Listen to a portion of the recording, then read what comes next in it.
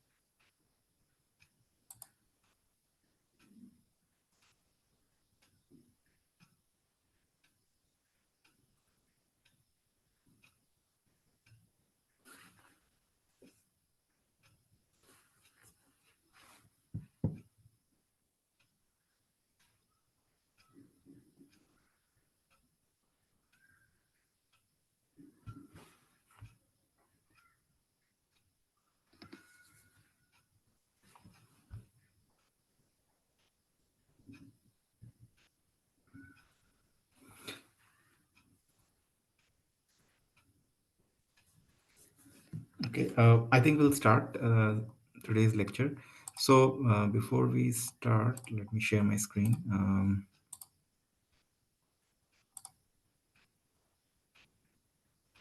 Okay, can you all hear me? Yes, sir. Yes, sir. Okay, okay. So I think Aniket communicated to me that you are. Can you see the presentation? Okay, so Aniket communicated to me that you are all available on. Due to the fest, you are not available on Friday apart from this time, 5 to 6:15 p.m. on 24th. So we'll have only one class on Friday, and Saturday you're available. That is 25th January. You're available from 11:50 for the 11:50 to 1 p.m. class, and then the 2 to 3:15 class. So just wanted, and so we'll have two classes on Saturday and one class on Friday. So I'm hoping all of you are available in these during these timings. Yeah. Yes or no?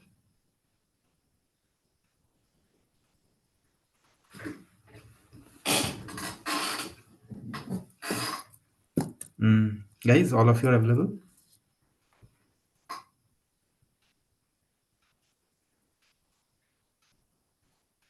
What happened? Can you hear me? Yes, sir, you're audible. Okay, so I'm assuming all of you are available in these timings, right? Yes, sir. Okay, okay, fine. So that will be the timings then.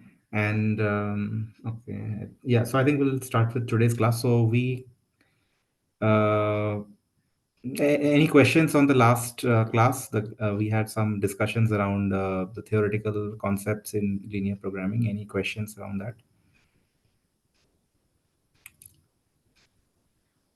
Okay. So if not, we'll start with today's class. So yeah. So I think we were doing we went through this slide on sparse versus dense matrix, and another way in which all of you know about parallel and serial computing. I'm assuming parallel and series in general. So parallel computing is also very useful in optimization.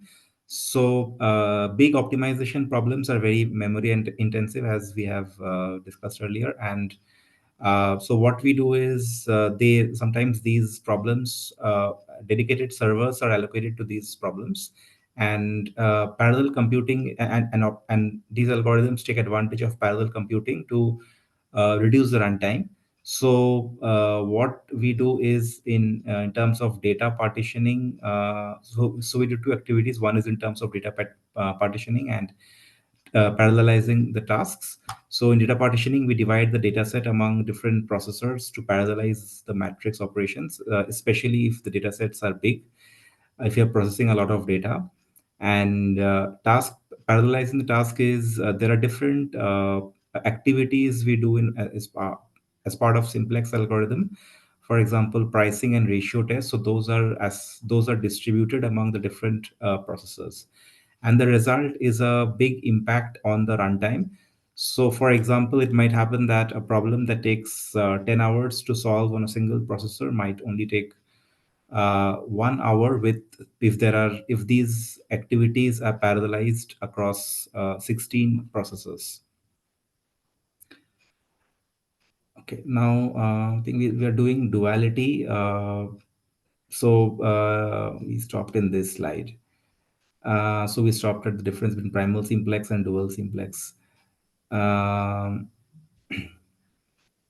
so what is the relation between primal and dual? That one first relation is that the dual of the dual problem is the primal problem. And the second relation is if one of them has an optimal solution, then the other must be also having an optimal solution. And if one problem is feasible but unbounded, uh, then the other problem is infeasible. And then we have the weak duality theorem and strong duality theorem. So basically they say that so weak duality theorem says that the optimal value of the primal will be the upper bound for the optimal value of the dual and vice versa. And strong duality theorem says that when there is an optimal solution, then the optimal objective function value of the primal will be equal to the optimal objective function value of the dual. So these relations are represented in this table on the right. Now, what actions do you need to take after you solve the problem? And so let's say if the current solution remains optimal and feasible after you make any changes in the parameters. So can anyone tell me what can be the changes in parameters after you run an after you run an optimization model?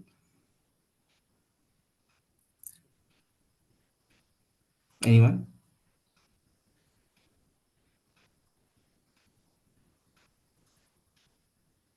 Okay, why is everyone so silent today?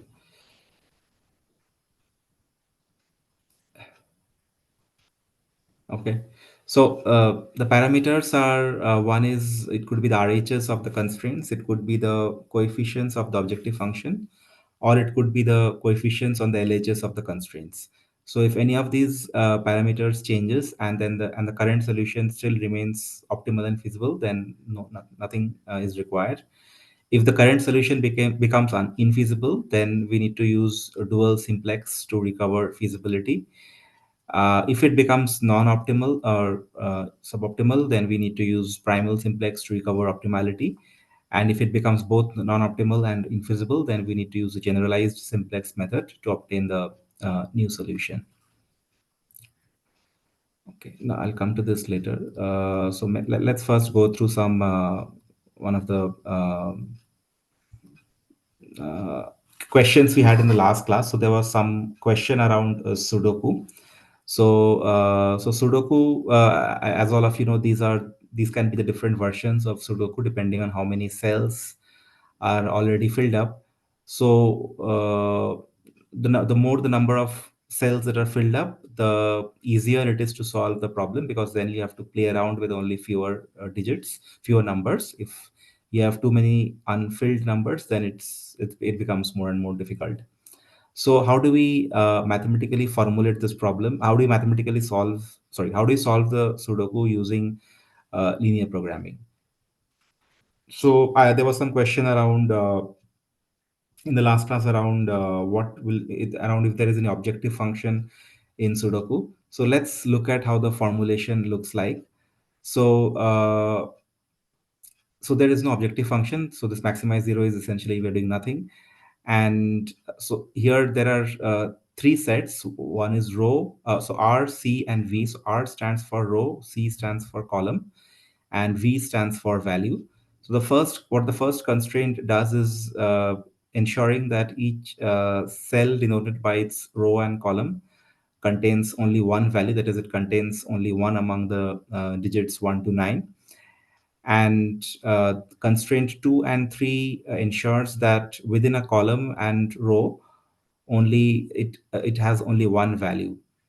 And what constraint 4, the last constraint, does is for every 3 into 3 subgrid, we need to ensure that every digit every number is there only once. So that is what is done by the fourth constraint.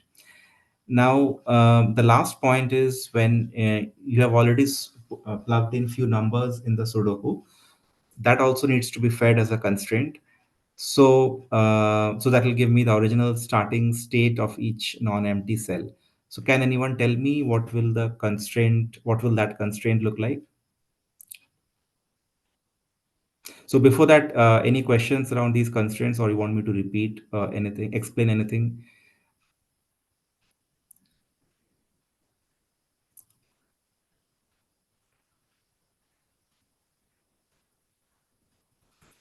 Okay. So anyone can tell me what will be the constraint for the last one, that is starting state of each non-empty cell. Basically, writing the constraint that, so let's say a particular cell has the value 4, this cell. So how would you write the constraint for that?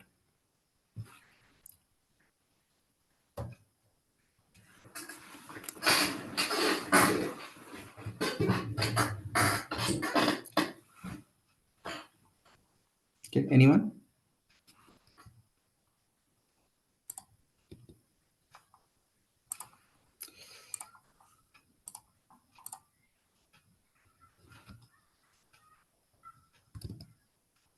No one wants to try?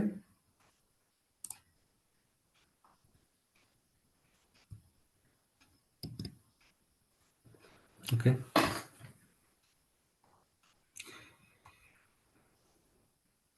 So, is this understandable, or it's very difficult, or you want me to explain this formulation?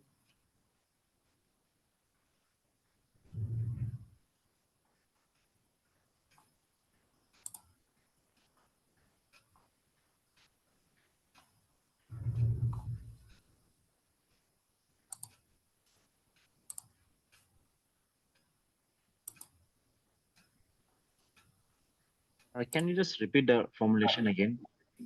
Sure. Yeah, thanks for asking. You are able to see the presentation, right? The slide, right? Yeah. Okay. So let's say, so you understand what is R and C and V, right? RNC are the row and columns, correct? Yeah, R and C are row and columns. V is value. Oh, and by the way, one thing I forgot to mention: this X is a what type of variable?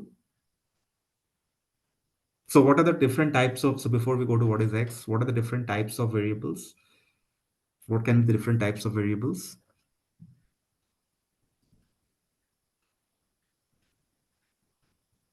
Okay, so probably I didn't. Let me just quickly go to this one. Um, Go to this one. Give me a second. Yeah, so these are the, so one is the continuous type of continuous variable. So continuous, all of you, I'm assuming, know continuous, or you can call it real also. So real is, it is non-discrete. So anything which is non-discrete is a real variable. So if a problem contains only continuous or real variables, then we call it as linear programming. And apart from that, it can have integer variables or also. So integer variables are when so we call that kind of problem as integer programming problem. So integer programming is when a variable can have I mean, a problem can have only integer variables. Integers are required when the decision has to be cannot be non-discrete. For example, if you are deciding how many you know vehicles, how many cars you are producing in an automobile company in a particular day, number of cars cannot be integer, cannot be like 5.3. So we need to have the cars in whole numbers. So that's why we need integer variables. So that is integer variables. So a subset of integer variables is binary variables, which is representing scenarios where a variable can take either can be either 0 or 1. So for example, let's say in a factory, if you want to have in a factory, let's say you have 100 machines, and you want your model to decide how many of these machines will be operational on a particular day. Then that will be decided by a binary variable, that is either my machine, either a particular machine will be on or off. So that is binary variable, or any kind of binary decision will be represented by binary variable. Now, if a problem contains a mix of both integer and non-integer variables, then we call that as mixed integer programming, MIP, or mixed integer linear programming, that is MILP. So MIP and MILP are equivalent terms. Now, let me ask you why. So these are the broad types of variables that we use. Now, there are some other types like partial integer and all. So we'll come to that later. I don't want to confuse you right now, but these are the, so integer and continuous and binary. Integer, real, integer, and binary are the three types of variables broadly.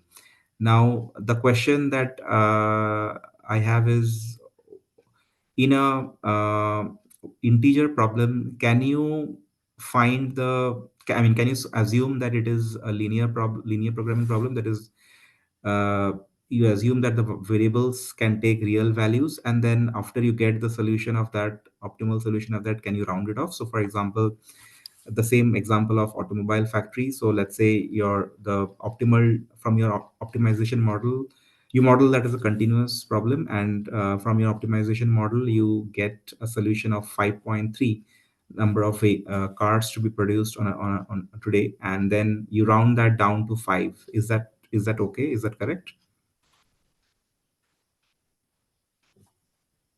not guaranteed to give a optimal solution. That we may still, even if we round off, we may still end up with a we may end up with a suboptimal solution. It's not guaranteed. Like, might be Mm, optimal.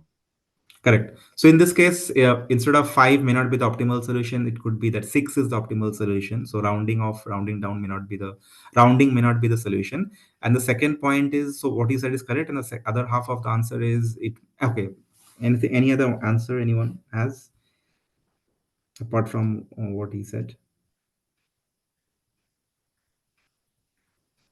Okay, so the other part of the answer is 5. If you round it down or round it up, so basically you round it. So that rounding may lead to infeasibility. So it might be that there was a constraint that something has to be greater than equal to 5.2, and by rounding it down, you are essentially violating that constraint because 5 is less than 5.2. So even rounding is not the solution because of infeasibility and suboptimality, both the reasons. Now, let's go back to yeah. So this is uh, yeah. So now the other question that I have is so let's say can you let's say you have 10 you're let's say you're solving an optimization problem for Mercedes and they have 10 different types of cars, and on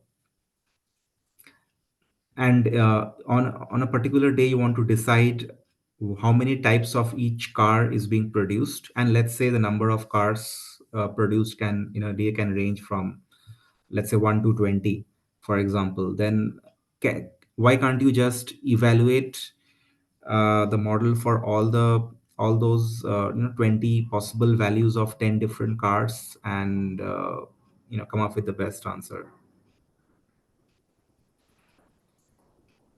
Anyone?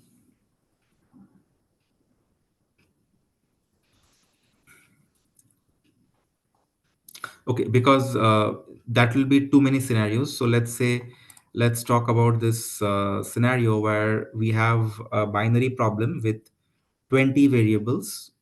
So even with 20 binary variables, okay, so even with 20 binary variables, we'll have 2 to the power 20, that is 1 point around more than a million solutions to enumerate, which is very time consuming. And and this is with binary variables. Now, can anyone tell me which is more difficult to solve in terms of time, which is more difficult to solve, a problem with binary variables or a problem with integer variables?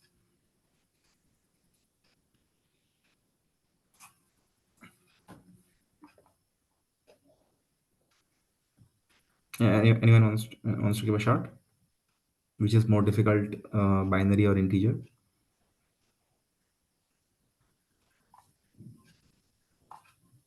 Okay, so integer is more difficult to solve because the number of possibilities are much more. So in binary, you have only two possibilities, 0 or 1. With integer, you'll have a lot of possible values for every variable. So if it's, let's say, if an integer variable can range, so in the same example of Mercedes, the number of cars that you can produce is 1 to, if it's 1 to 20, then you'll have 20 different, or rather 21 different combinations, sorry, 21 different possible values for a single variable. So, and that needs to multiply the number of variables that we have, so we'll get enormous number of combinations, which is again very complex. So that is why um, we use different algorithms for solving mixed integer programming problems, which we'll come to later. But let's first go to this formulation. So in this example, in this formulation, can anyone tell me what kind of variable is x? Is it binary or integer or real? Binary. Mhm. Binary. Yeah, that you're right. So it's binary. And now coming to the formulation. So all of you understands what is RC and V, and all of you understands what is this sigma. I mean, what does this symbol stand for?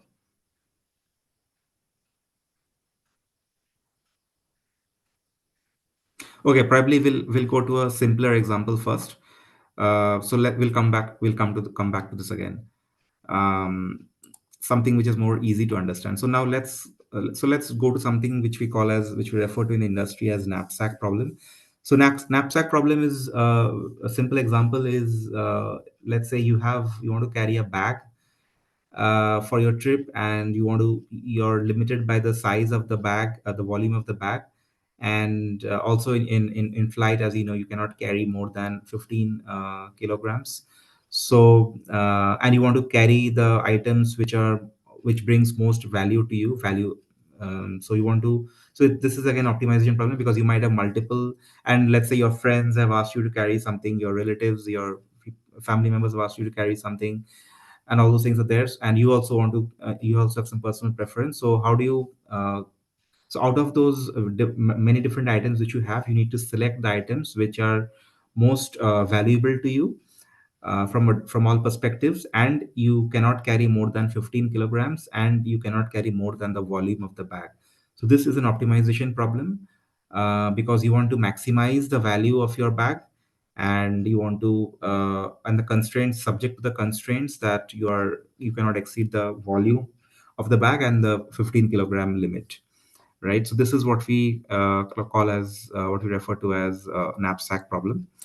So this is basically what I was explaining to you. So you have a bag and you have items of different value, uh, dollar two, dollar four, etc., and you have different. Okay, and coincidentally here also it's 15 kg. There's an example. So you have weights of different items, so you can carry them. You have to, out of these five items, you have to identify which items you can carry in your bag, so that you maximize the value of your bag and you do not exceed this 15 kg limit, right? So this is the goal. So let's go to the formulation of this. So this is what the formulation will look like. So you have the objective function, which is pj. So pj is basically the value of, so j is the j equal to 1 to n is a set of, so n is a set of items that you have, and pj is the value of each item j, and xj is a decision variable which will tell me whether I want to carry that, whether I want to put that item in my bag or not. So xj is what kind of variable? Binary, integer, continuous? Binary. Okay. And the constraint is, so what is the constraint? That we cannot exceed the, capacity or volume, whatever. So let's call it the weight of the bag. So C is the weight of the bag. Why does C not have an index? So here, for, I mean, all of you know about index, right? Index or indices, right? Yes or no? Yes, sir. Okay. So why does C not have an index? Because capacity will not depend on what we carry. It's a fixed constant. Right. So, but let's say if instead of two bags, if you had, sorry, instead of one bag, if you had five bags, then would it still be the same? Would I still write as C? And let's say the capacities of the five bags are different. So would I still write as C? Or I mean, would it still be without an index, or would it have an index? C. Yes, I think C will have an index K, and then we also have to modify like XJK, like is J item included in K bag, in Yeah, something. right. Right. So this constraint is, yeah, sorry, that's right. So C is the capacity of the bag, and Wj is the weight of the item J. So what this constraint essentially says is that the total weight. So the LHS says that the LH. Okay. So what does the LHS represent?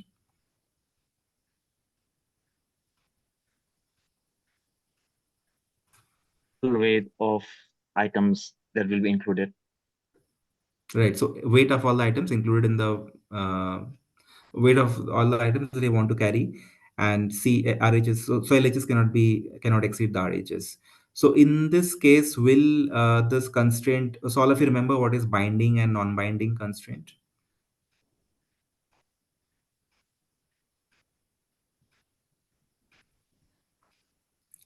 Anyone? What is binding or what is non-binding?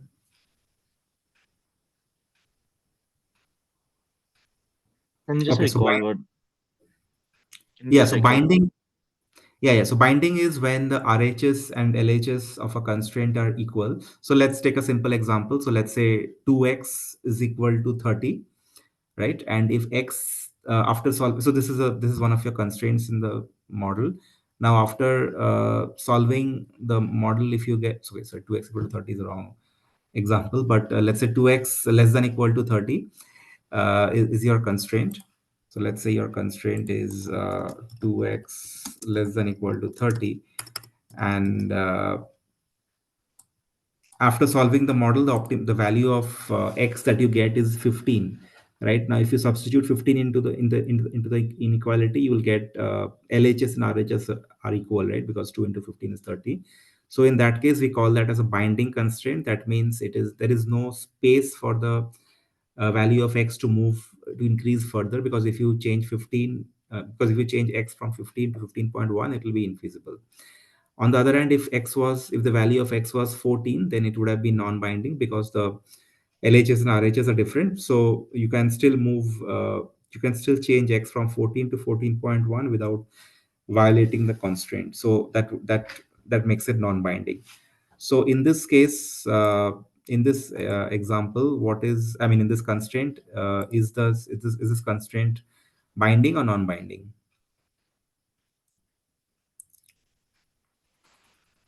So does the LHS need to be necessarily equal to the RHS?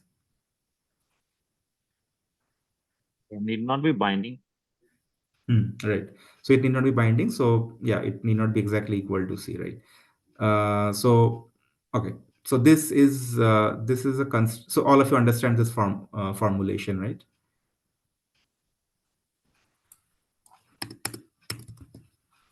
Okay. So I'm assuming that all of you understand. So now let's expand this formulation a bit. Um, So, what are some of the additional practical constraints that you can have in this problem?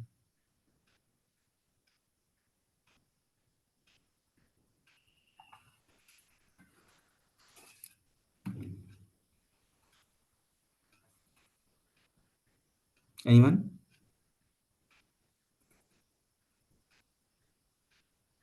Size of the items.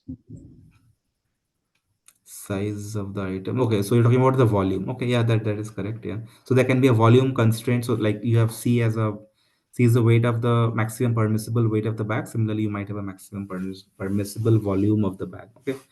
Apart from that.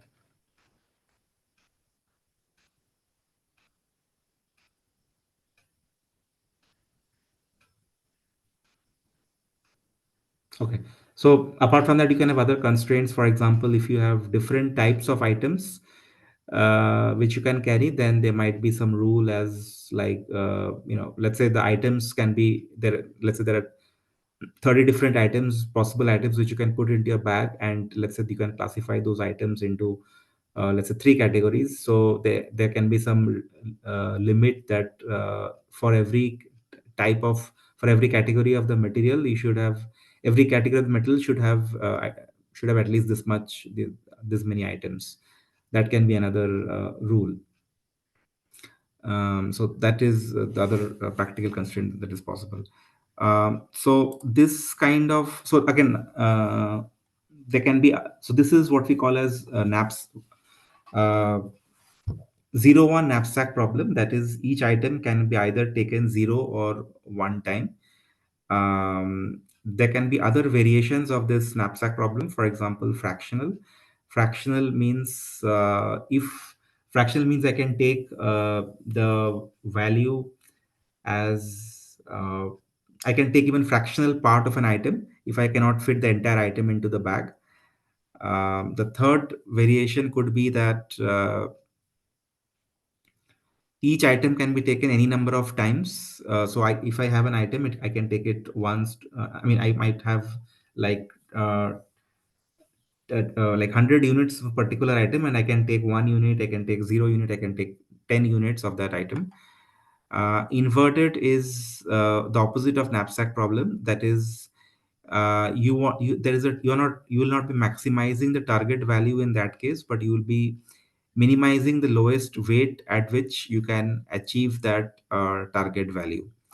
And knapsack, and you can have also a bounded knapsack, that is each item can be taken more than once, but maximum of x number of times. So these are the different variations of knapsack problem. So now let's look at what the fractional let's look at the formulation of the fractional knapsacking problem. Now, this is the formula. This is what the formulation looks like. So intuitively, it looks like it is same. But can anyone tell me what is the difference between the previous formulation and this formulation? So this is for fractional knapsack problem, where you can have a fraction of an item also.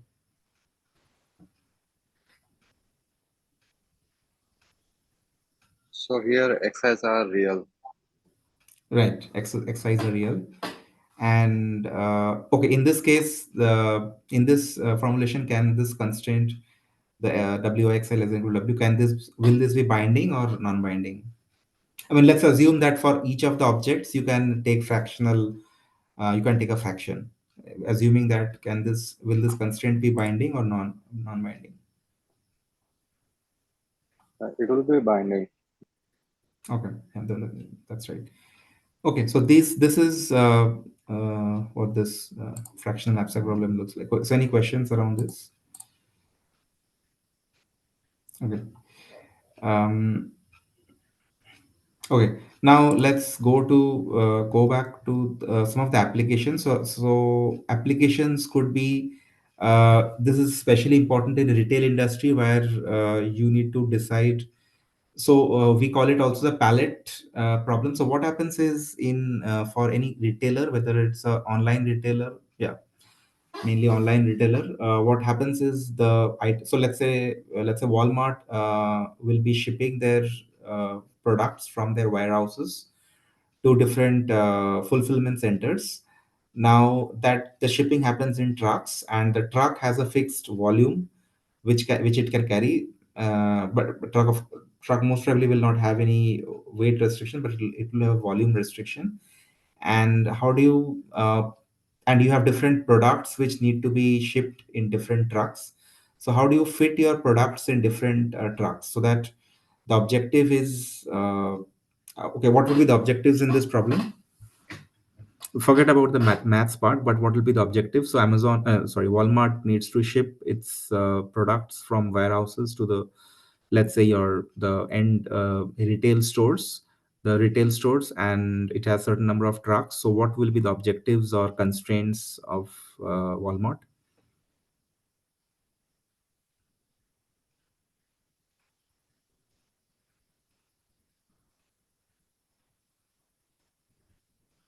Anyone?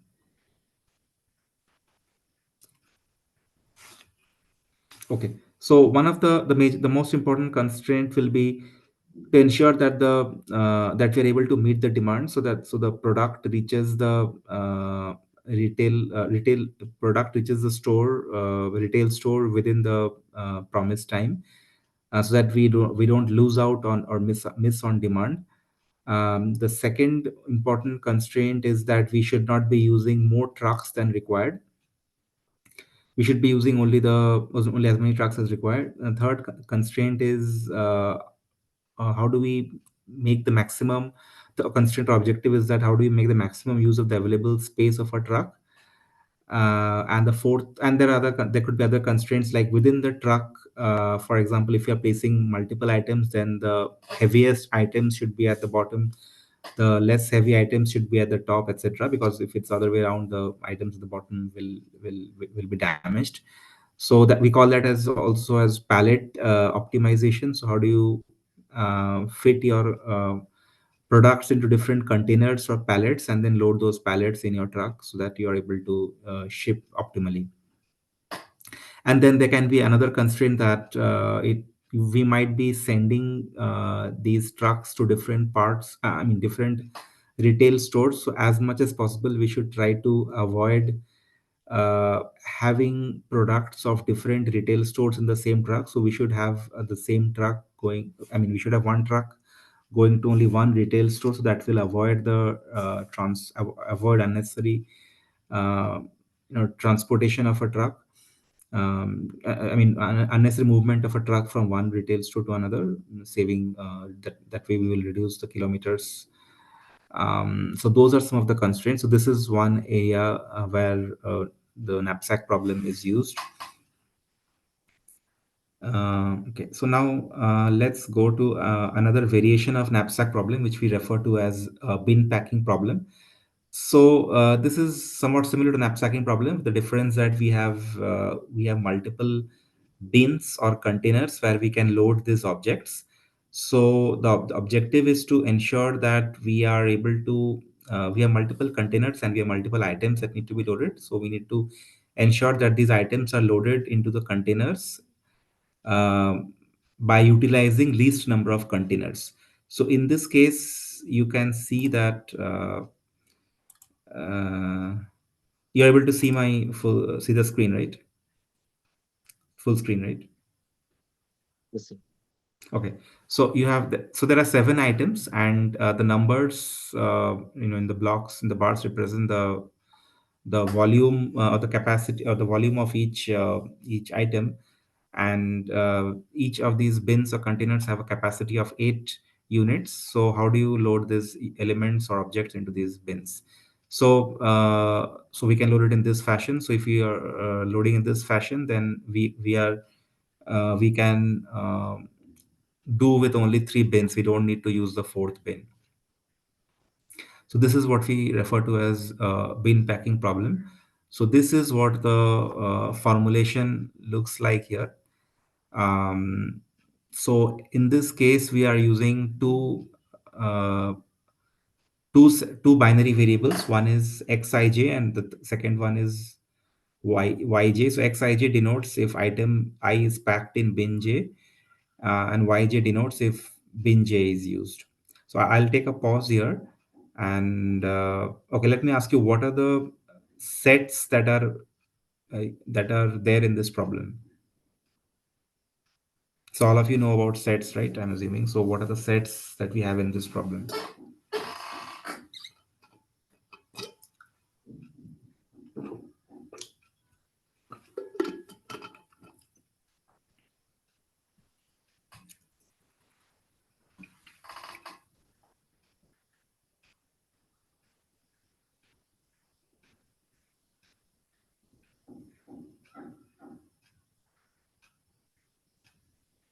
Anyone? So okay, so going back to the previous problem, what are the sets that we had in this problem?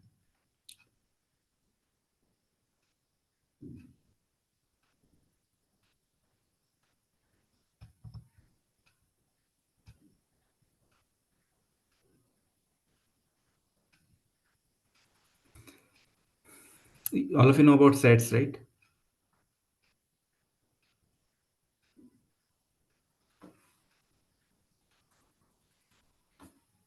Yes, sir. Okay, so what are the sets here? What were the sets here in the earlier problem? The sets of items. Mhm. Okay, so in this example, what are the sets?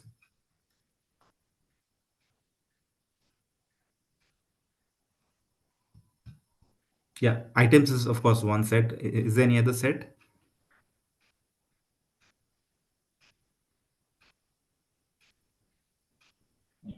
The different bins we have. Mhm. Right. Okay, that's correct. So items and bins are the different sets, and okay. So now coming to the formulation. So we are minimizing yj over all j. That is, we are minimizing the number of bins used. And now coming to the constraints, xij equal to 1. So this constraint ensures that each item will be present in only one bin. Not what will happen if I write less than equal to 1 in this case? So instead of writing xij, sigma xij equal to 1, if I write xij less than equal to 1, what would happen?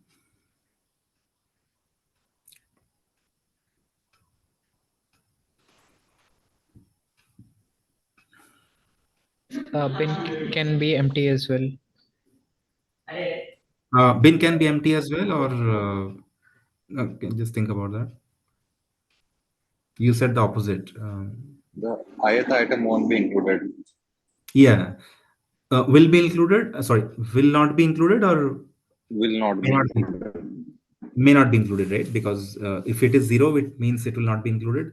If the value is assigned as zero, if it is one, then it will be included. So that's why you need to have equal to one, and yeah, of course, it will not be greater than equal to one. And the second constraint is xij less than equal to byj. So this essentially ensures that we do not exceed the upper limit on the bins constraint.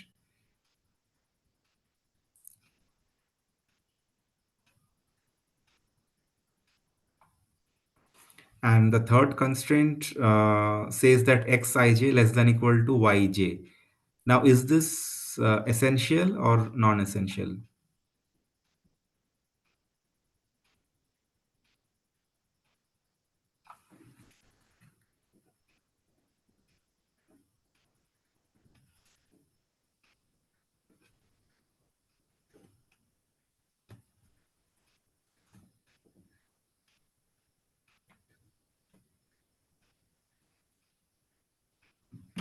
Okay, can you tell me if xij less than equal to yj, and what does this constraint mean?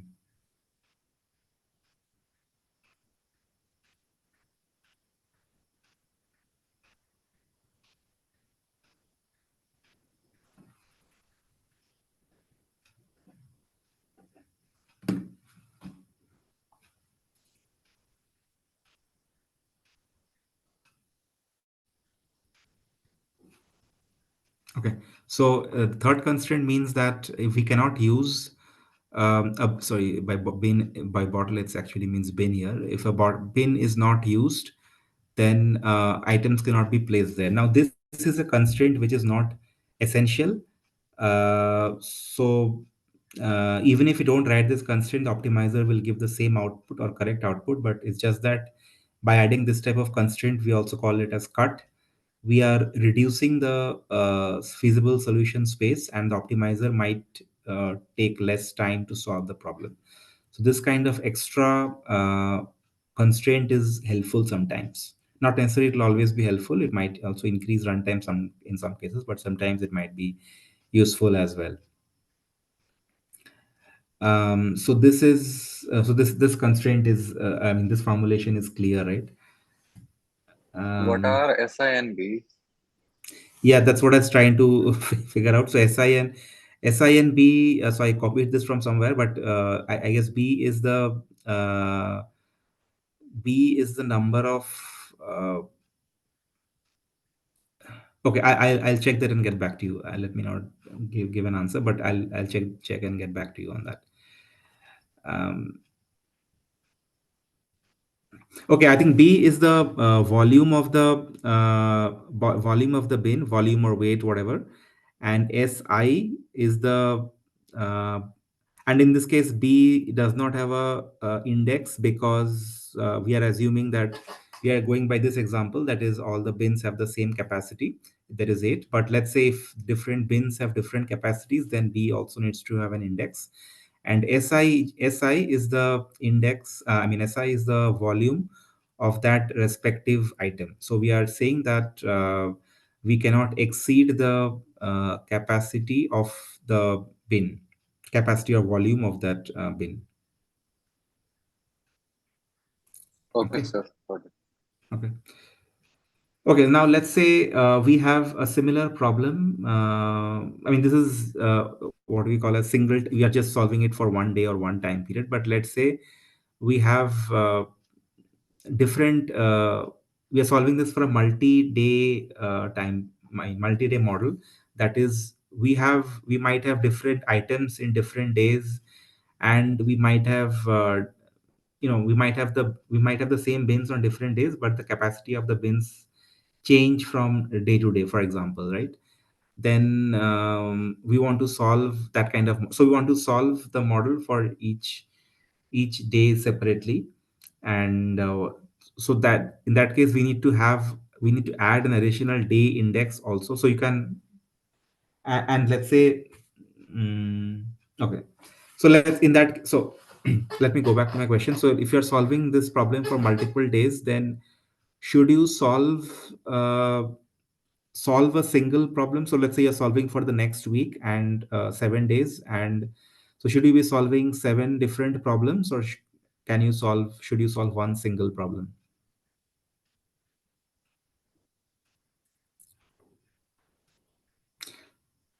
So you have the bin capacity. You have the same bins, but the bin capacity changes from for each day of the week, and the the SIs of the different items can also change for the 7 days, right? Then you need to run the model for 7 days.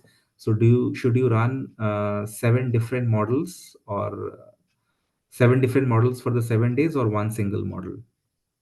I mean, when I say seven different models, I mean the same model. Should you run seven times separately, or should you run one model for the 7 days?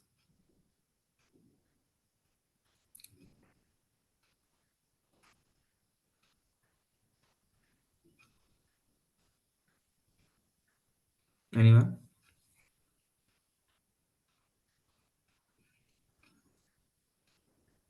Okay. So the answer is, if it depends on whether there is any interdependence among the different days. If there is interdependence, then you have to run. Ideally, you should run a single model for the 7 days. If there is no dependence, then you can run You can run seven. You can run the models separately for the 7 days.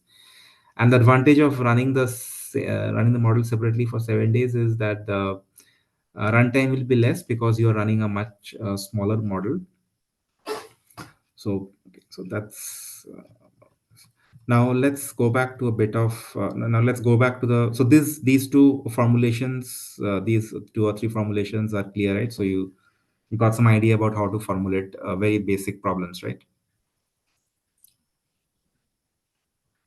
Yes or no? Okay, I'm assuming Yes, it's sir. yes. Okay, so so now let's go back to the Sudoku example. Yeah. Now, let's look at the first constraint, that x VRC equal to 1 for each row column. Uh, so now is this clear now? So the first constraint ensures that for every cell, that is every cell in the grid, we will have only one value. That means, so if I take this particular cell, then the I'll have nine different variables for x1. So if the row and column of this is 1 1, so I'll have x1. So let's forget about the row and column index for now. Then I'll have x1 plus x2 plus x3 up to x9 is equal to 1. And since the value, I mean, in this case it is 4. In this case, the value is already fed by the user as 4. But let's say the optimization model is solving this and giving the value 4. Then x4 will the decision variable x4 will take the value 1. Is this clear? The first constraint. Yes, sir. Okay. Similarly, we will have another set of constraints for every row and every column. So within a row, I'll have this constraint, the second constraint, and within a column, I'll have this constraint. So I'll to ensure that every row and every column has every digit, has every number only once. And similarly, I need to have another set of constraints for every grid. So grid is basically this one. So every grid, we need to ensure that every number appears only once. So for every p and q, so we have this double summation. So this, for this double summation, x will be again equal to 1.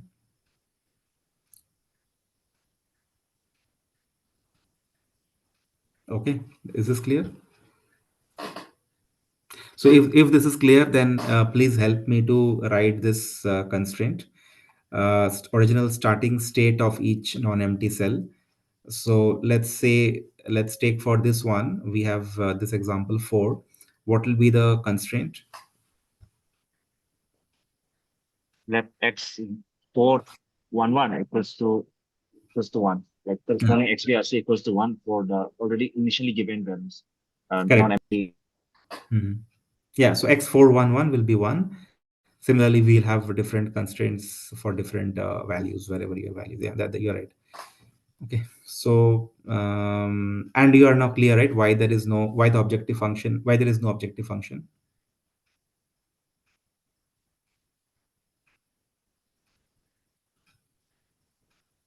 Now, yes or no? Yes, sir. Okay, and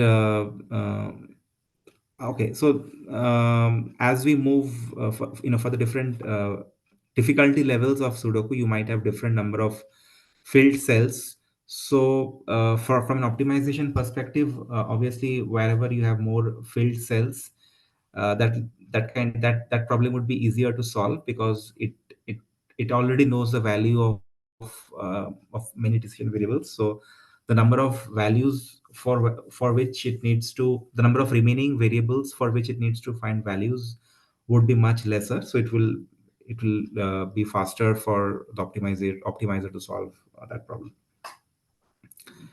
Okay, okay, so this is clear. So now let's go back to a bit of theory. So we already saw this one, and now this is these. So to solve, so we saw earlier why integer programming is so difficult and complex and time consuming and memory intensive. So what are some of the algorithms which are used to solve to enumerate integer programming problems? So branch and bound is the most standard algorithm used to solve integer programming problems. So what happens here is it works like a tree. So in a tree, you from the main stem, you grow the main branches, and from the branches you grow the sub branches, and so on. And similarly, in branch and bound also, it will start from one solution, and it will gradually try to find the solutions for the other variables, other integer or binary variables. And wherever it sees that for a particular value of a variable, it is not possible to grow the tree further, meaning that branch will be either infeasible or it will be suboptimal. Then it will stop growing that branch further. So that is how it discards many branches which are not potentially feasible, I mean, not potentially optimal or infeasible. And it keeps a control, it keeps a check on the total, on the expansion we are doing of the tree, right? And at any point, whenever it is growing a branch, expanding a branch, it checks, or rather calculates the best bound on the value of the objective function. And if the best bound on the value of the objective function is worse than what it is, then what is currently, then it will not grow that branch further. So now let's look at and not growing the branch further. We also call that as pruning. That is permanently discarding a node. Now let's look at this problem. So this is again a knapsack problem where you have different items A, B, C, D, E, which have two sets of values. As you can see, the first one is the weight, and the second value is the dollar value. So for item A, the weight is 2 and dollar value is 40. and so on. So you have 5 different items, and the total weight that you can allocate for these 5 items is 10. Now this is a what kind of problem? By continuous integer binary. So deciding which of these 5 should be allocated.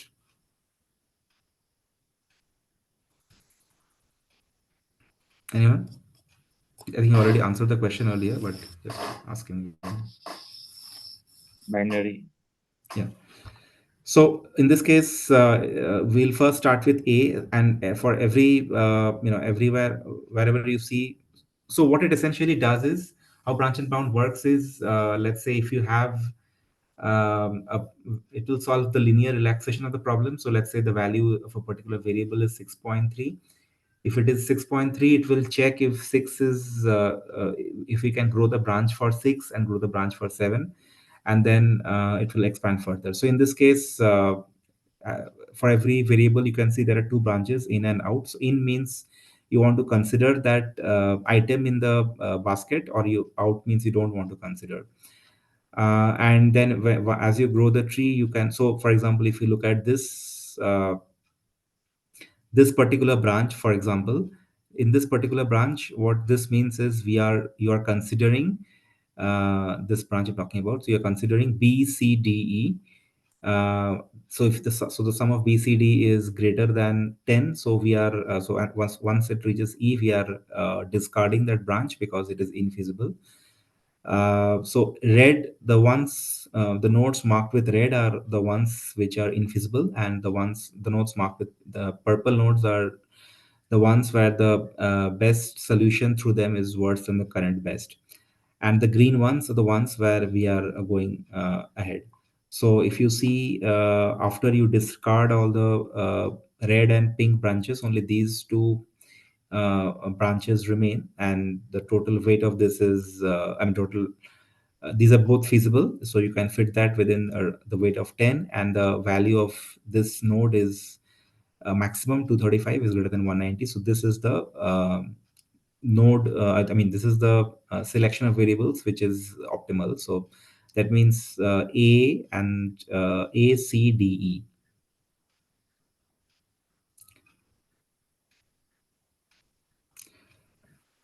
um, yeah, sorry, not A, C, D, it's A, C, and D. E is discarded. A, C, and D. So this is how branch and bound works. Okay, any questions on this? You can read up more on this in literature, but just wanted to give you some very basic idea of how the algorithm works. Okay, and the next important concept in integer programming is cutting planes. So cutting planes are valid constraints used for tightening the LP relaxation of MIP problem without affecting the solution space. So they are very effective in reducing the feasible solution space which the branch and bound has to solve. So branch and bound, so cutting planes also referred to as branch and cut.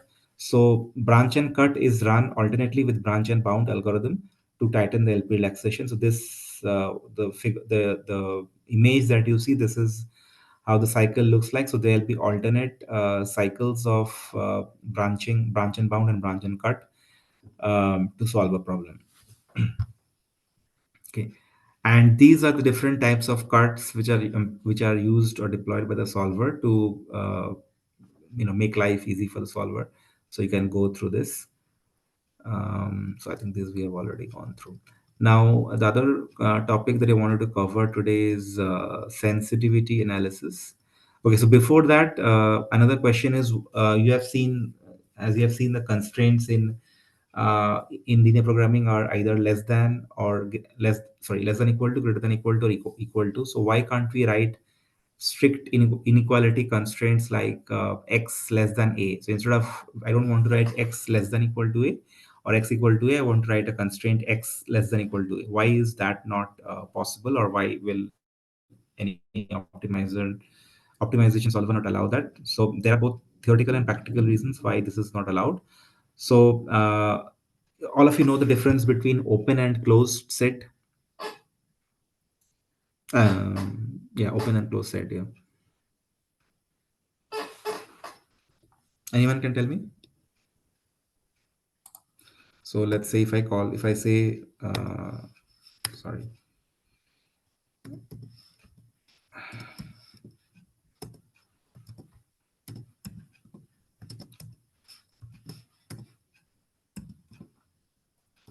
Anyone can tell me the difference between these three things?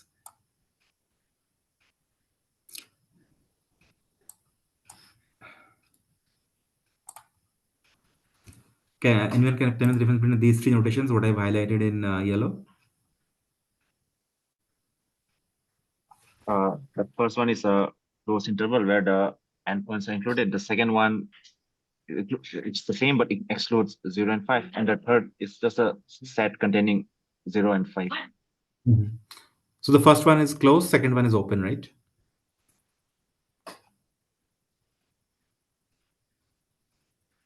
Yeah, you're right. So the first one is closed and second one is open. So so in optimization we cannot have a open set. That's why we cannot write a constraint like x less than equal to a. That is the first. That is a theoretical reason, and the practical another practical reason is if you write x less than equal to, then the optimizer does not know what is the threshold beyond up to which we can allow the tolerance. So if you instead of that, if you want to really write something like that let's say x is 10 to the power let's say x is 10 to the power minus 3, and you want x to be less than that, sorry, you want x to be strictly less than a, then you can allow a small threshold. So let's say x less than equal to a minus 10 to the power minus 3, so that it is x is still less than a. So that way you can you implement the concept of x less than equal to a. So another concept we wanted to cover today is sensitivity analysis. So after solving a model, so one of the basic assumptions of linear programming is certainty. So we are assuming that all the parameters, that is, the coefficients, are known with certainty, and there will be no change. But that is generally not the scenario. So there might be some change in the resource availability or the production capacity, etc. So if I want to know how much my objective function will change, or my optimal or my the values of my decision variables will change with change in the input parameters, then that is called sensitivity analysis. So the other thing which it helps, sensitivity analysis helps me to understand, is if I change what is the allowable range of change in the parameters which will not affect the values of the decision variables. So these are some questions which sensitivity analysis helps me to understand. And so what it will give me is the range of values, both upper and lower, over which I can change my model parameters without affecting the current optimal solution. So let's look at this example. So first one is what we call as shadow price or dual price. So shadow price or dual price is the change, is how much I can change the, sorry, is what will be the change in the optimal value of the objective function for every unit increase in RHS for that constraint. That is, if I increase the RHS, if I change the RHS by 1 unit, what will be the change in the optimal value of the objective function? So if I look at this example, in the first column, you have some names written. So these are basically different constraints. And the final value means uh, what is the optimizer value for the uh, LHS of those constraints. That is, after solving the model, if you substitute the values of the decision variables, then what will be the value of the LHS? And RHS is these are the RHS. So now, can anyone tell me which of these constraints are binding?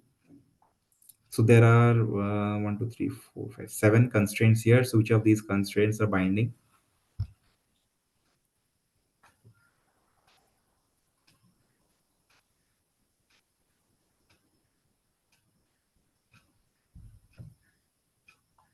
Anyone?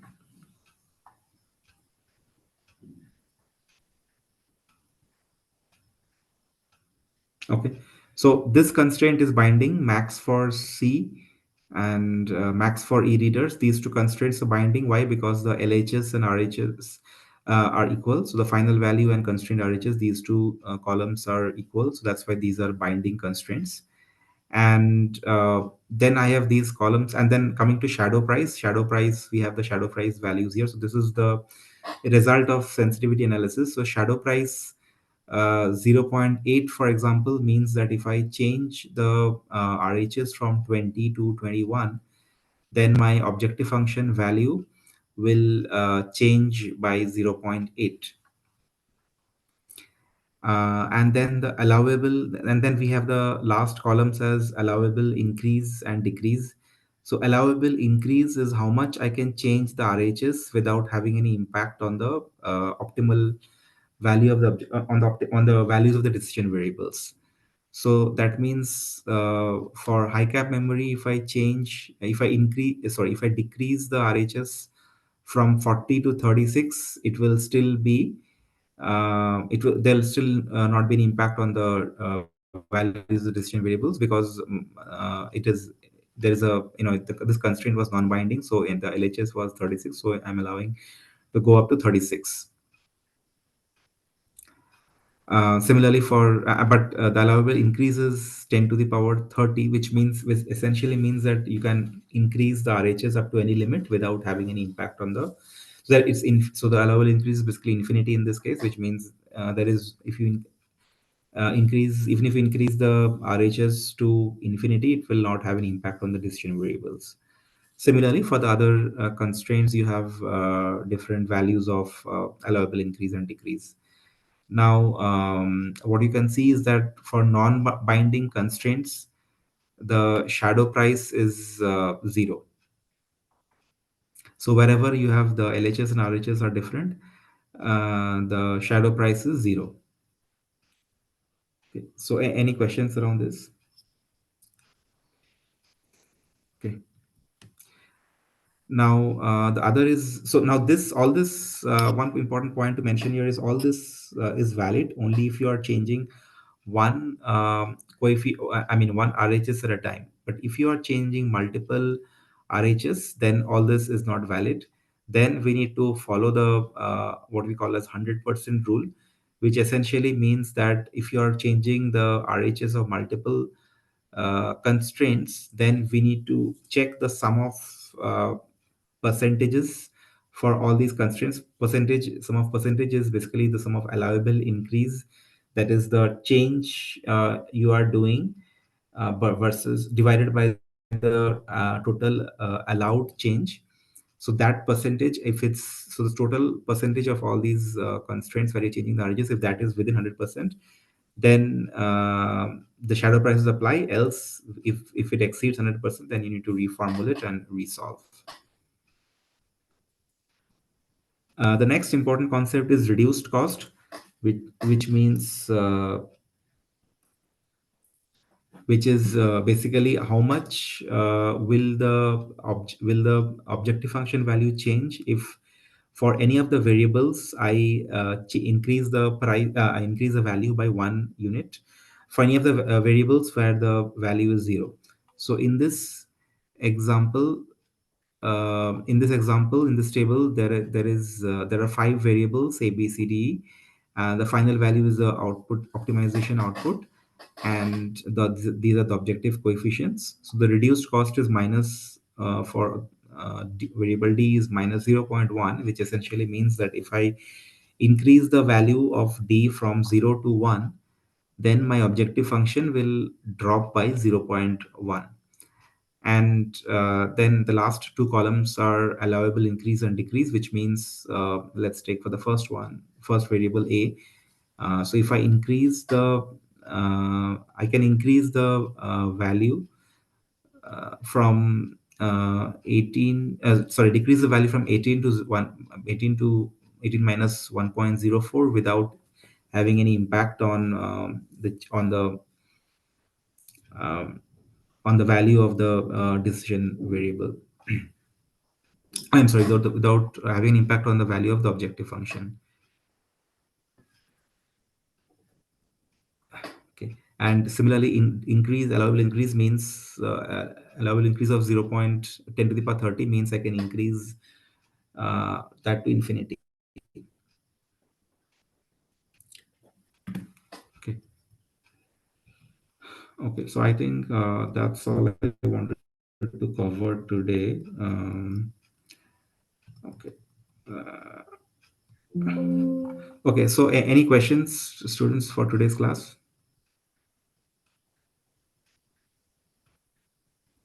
So let me ask one question. So we spoke about the Amazon problem earlier. So let's say in Amazon has to make 10,000 deliveries in Chennai in a day, and it has they have 100 trucks. So what will be the total problem size of the total problem size,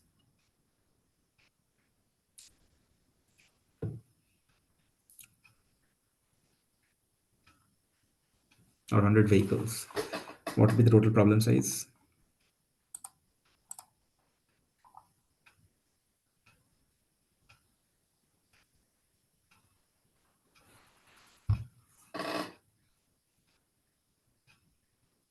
Anyone?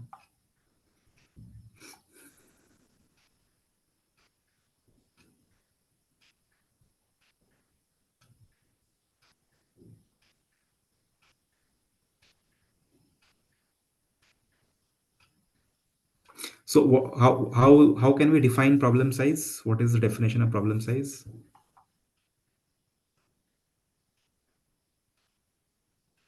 Okay, so problem size is essentially the number of variables and constraints.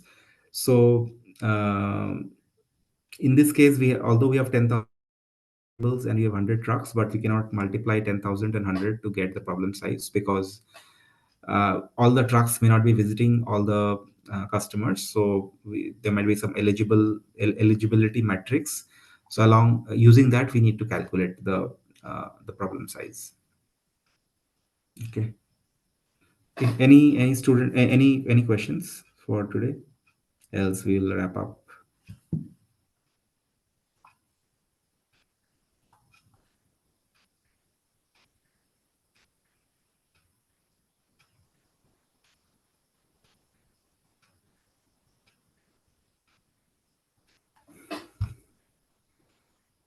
Okay, so if no questions, then thanks everyone. So we'll meet on Friday 5 p.m. Looking forward to meeting all of you in person.